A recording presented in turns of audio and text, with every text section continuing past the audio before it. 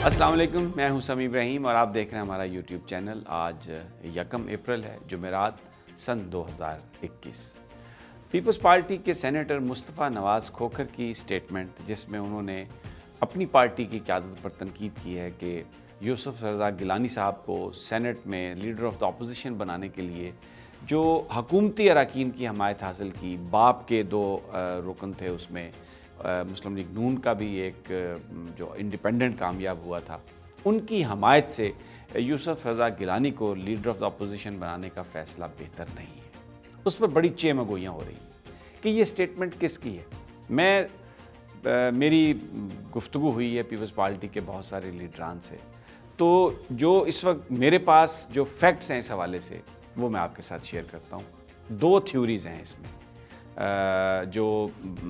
2 तरह के थ्योरीज़ हैं कि ये हुआ क्या है और आगे जाके अब क्या होगा। एक थ्योरी तो ये है, यानी जो लोग बहुत क्लोज़ हैं बिलावल भुट्टो के, उनका ये कहना है कि बिलावल भुट्टो और मरियम नवाज़ के दरमियान एक अंडरस्टैंडिंग डेवलप हुई पिछले 1-2 महीनों में। पीडीएम के इजलासों में जो उनकी जो मुलाकातें हुई, फिर आपस में जो इंटरेक्शन थी, उसके नतीजे में एक पॉलिटिकल अंडरस्टैंडिंग डेवलप हुई मरियम साहबा की और बिलावल भुट्टो की, और उन्होंने ये इस बात को बड़ा डिस्कस किया थॉरोली, जिसमें मरियम साहबा ने पंजाब में पाकिस्तान पीपल्स पार्टी को किसी हद तक फैसिलिटेट, ख़ास तौर पर सराइकी इलाके में जहाँ पर पीपल्स पार्टी का वोट बैंक मौजूद है,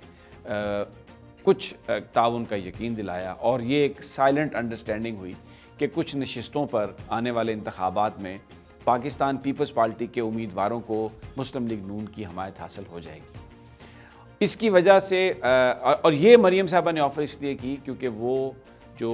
सेनेट के जो इंतखाबात थे, उसमें यूसुफ रज़ा गिलानी साहब का मामला, सेनेट की लीडरशिप का मामला, नून लीग की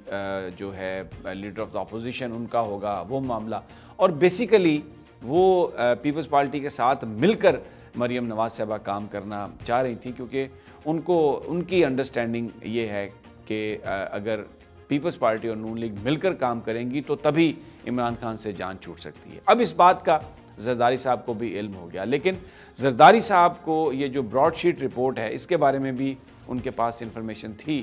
कि उसमें नाम उनका आएगा, और जो उनका स्विस मुकदमात का जो रिकॉर्ड है वो सारे का सारा इंटैक्ट पड़ा हुआ है, क्योंकि जो अदालत ने उनको बरी किया था जरदारी साहब को, वो इसलिए बरी किया था कि ये कहा गया था कि जो ओरिजिनल डॉक्यूमेंटेशन है वो नहीं है, फ़ोटोकॉपीज़ हैं। लेकिन अब वो ये जरदारी साहब के इल्म में भी ये बात थी कि वो रिकॉर्ड मौजूद है, नैब ने उसको रिकवर कर लिया। तो फौरी तौर पर एक जो मुक़्तदर हलकों के साथ एक डील के नतीजे में बाप के लोगों ने साथ दिया जरदारी साहब का, और बिलावल भुट्टो से बाला जो था ये मामला हुआ, जिस पर यूसुफ रज़ा गिलानी साहब लीडर ऑफ द अपोजिशन बन गए। तो ये जो मुस्तफ़ा नवाज़ खोखर जो हैं, क्योंकि वो तर्जमान हैं जनाब बिलावल भुट्टो के,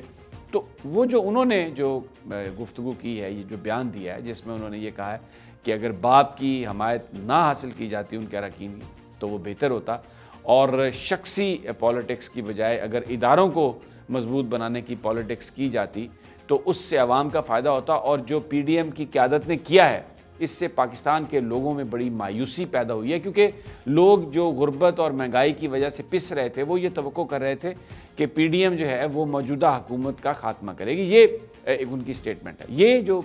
ज़बान है, ये जो गुफ्तगू है, ये दर हकीकत बिलावल भुट्टो साहब के, रिपोर्टेडली ये मैं बात कर रहा हूँ कि बिलावल भुट्टो साहब के ईमा पर या उनके साथ एक अंडरस्टैंडिंग के नतीजे में ये बयान दिया गया, और इसका मतलब, इसका मकसद जो है वो अपीज़ करना है मोहतरमा मरियम नवाज़ साहबा को, क्योंकि बिलावल भुट्टो भी ये चाहते हैं कि मरियम के साथ मिलकर वो काम करें। अब बहुत सारे लोगों का ख्याल है कि जरदारी बहुत बड़े खिलाड़ी हैं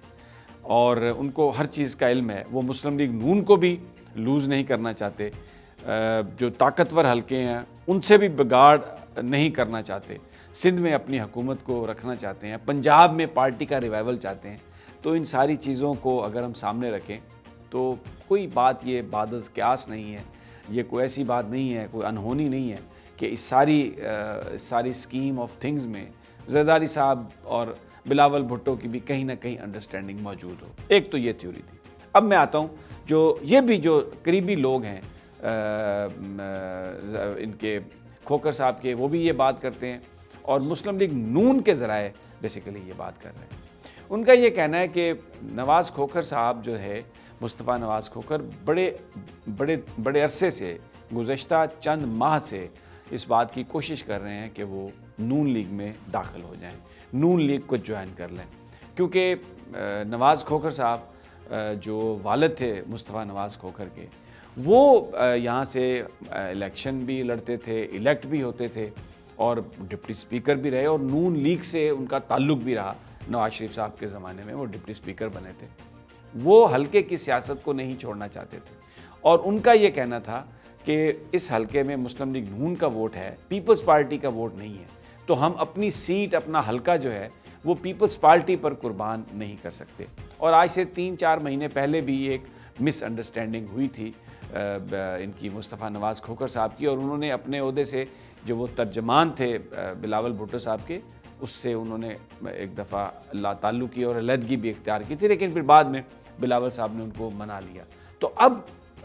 جو مصطفیٰ نواز کھوکھر صاحب ہیں وہ آنا چاہتے ہیں مسلم لیگ نواز میں، اور اس لیے کہ یہاں پر بھی جو حلقے ہیں، 2 حلقوں کے تو امیدوار ہیں ان کے پاس، مسلم لیگ نون کے پاس. ایک تو ڈاکٹر طارق فضل چودھری ہیں اور دوسرے یہاں پر عقیل انجم صاحب ہیں. تو مصطفیٰ نواز کھوکھر کی گنجائش بھی موجود ہے. مصطفیٰ نواز کھوکھر صاحب کے جو والد تھے نواز کھوکھر صاحب، وہ مسلم لیگ نون کا حصہ بھی رہے، یہاں پہ ڈپٹی اسپیکر بھی رہے. تو اپنے حلقے کی پالیٹکس کے لیے جو مصطفیٰ نواز کھوکھر ہیں، وہ اس وقت ان کی یہ بڑی خواہش ہے کہ وہ مسلم لیگ نون کے ساتھ چلے جائیں. ابھی جو ریکنسیلیشنز کی باتیں ہو رہی ہیں، بہت کوشش ہو رہی ہیں، اس میں گزشتہ رات جو قائم علی شاہ صاحب کی صاحبزادی ہیں، ان کی بھی مصطفیٰ نواز کھوکھر سے ایک فنکشن میں ملاقات ہوئی، اور تقریباً آدھے پونے گھنٹے کی یہ ملاقات تھی. جو وہاں پر موجود لوگ تھے، ان کا یہ کہنا تھا کہ موضوع یہی تھا، یہی سٹیٹمنٹ اور مستقبل کی سیاست. تو اب آنے والا وقت یہ بتائے گا، دیکھنا یہ ہے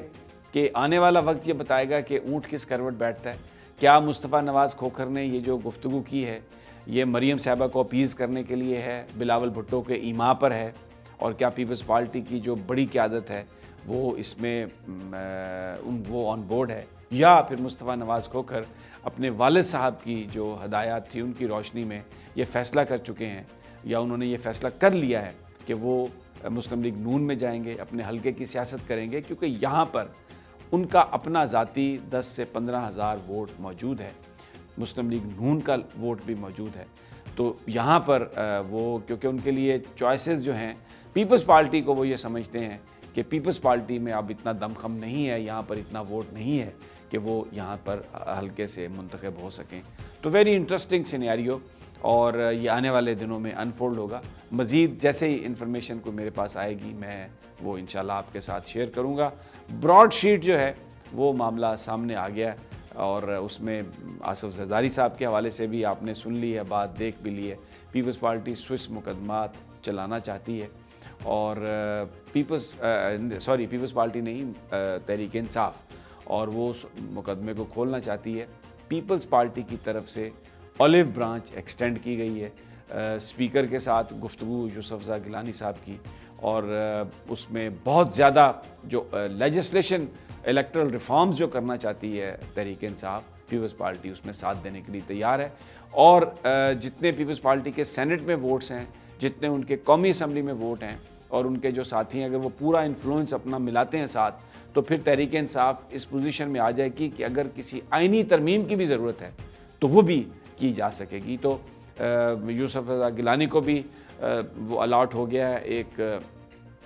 چیمبر، اور اس کے ساتھ ساتھ بلاول بھٹو کو بھی ایک سیپریٹ چیمبر اسپیکر قومی اسمبلی نے الاٹ کر دیا ہے. تو پیپلز پارٹی بہت قریب آتی ہوئی نظر آ رہی ہے تحریک انصاف کے، اور ان کے جو قائدین ہیں وہ یہ کہتے ہیں کہ جو الیکٹرل ریفارمز ہیں، جو نیب کی ریفارمز ہیں، جو دوسری ریفارمز ہیں، اس میں